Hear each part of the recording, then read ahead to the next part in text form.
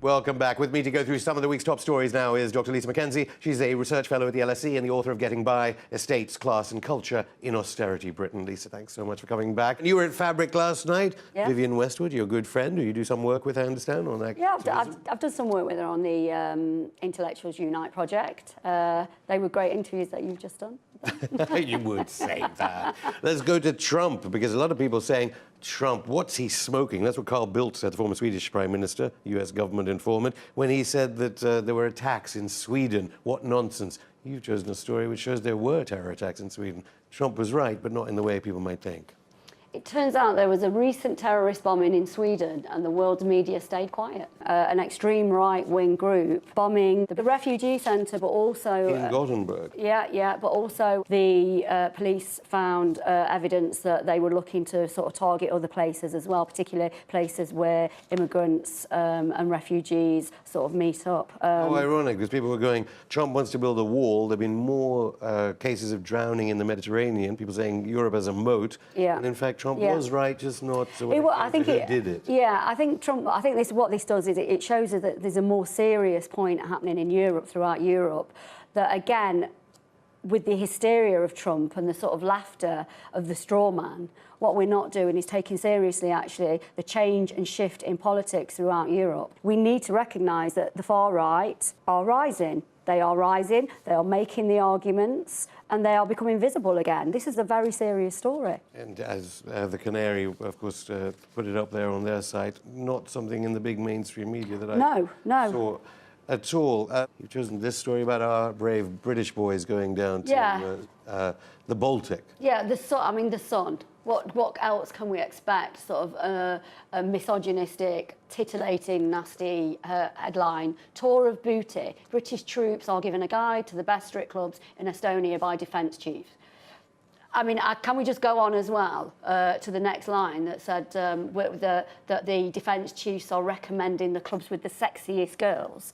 Just a bit of humour, surely. Well, of course, yeah. Misogyny is always humorous. And also women in poorer countries throughout Europe who are engaging in sex work for the likes of the British Army.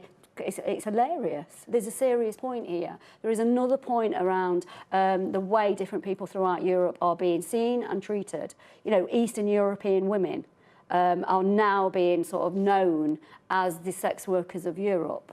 You know, the European project really has created these stereotypes, and actually the whole of Europe is benefiting from these stereotypes. So for me, this is a much deeper story than the headline suggests. And also, I don't like the idea that the Sun is calling women booty.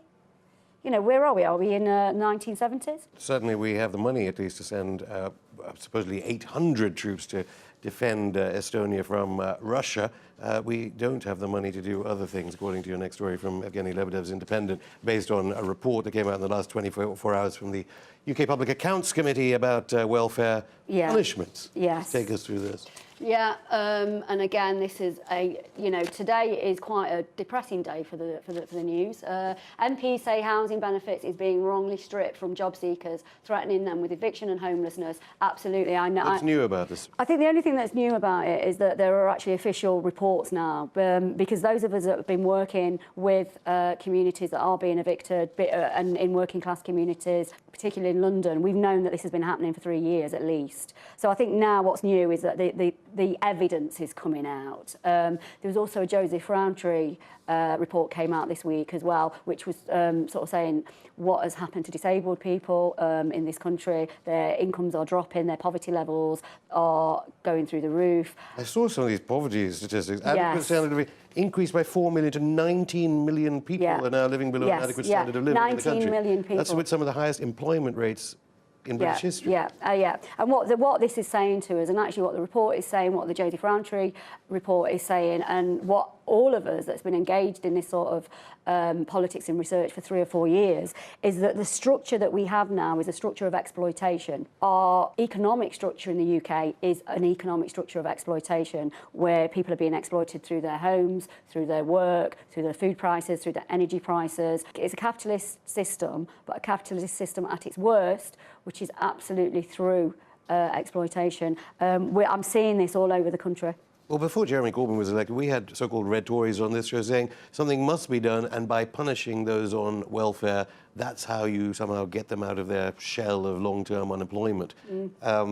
This report seems to say that are they making people homeless? Yeah. What exactly are they doing? Yes, there are revenge evictions, which apparently isn't supposed to happen. Landlords, private landlords, can be fined for revenge evictions. However, what this report is finding that there are revenge evictions from councils and from housing associations. So revenge evictions are happening on every level. You know, also we've got to come to that rational point, and those of us who live in London know what this rational point is, that the land that we live on, we aren't worth it. There's a report out by Savills, the estate agents, that says that if you're not earning £80,000 in London, you actually shouldn't be here. You're taking up space that doesn't belong to you. And so we've now moved into this sort of rationalised value. Who is valued? What is valued? How much are you valued? And if you're not valued, you need to go. The great people at BAFTA didn't give Ken Loach the Best Picture award. They gave it to La La Land, and he's not even nominated at the Oscars coming up. So are you suggesting that, although it did win the Best British Picture, are you saying that things are worse than I, Daniel Blake? Yeah, oh, much worse. Much, much worse. I've been working in these communities now for 15 years. I've watched things become steadily and then rapidly from 2010. People's communities being devastated, people living further and further in poverty, people working and living in poverty. Actually, yeah, the I, Daniel Blake film is actually just a tip of the iceberg. The reality, particularly for women and children, single men, is much harsher. Dr. Lisa McKenzie, thank you.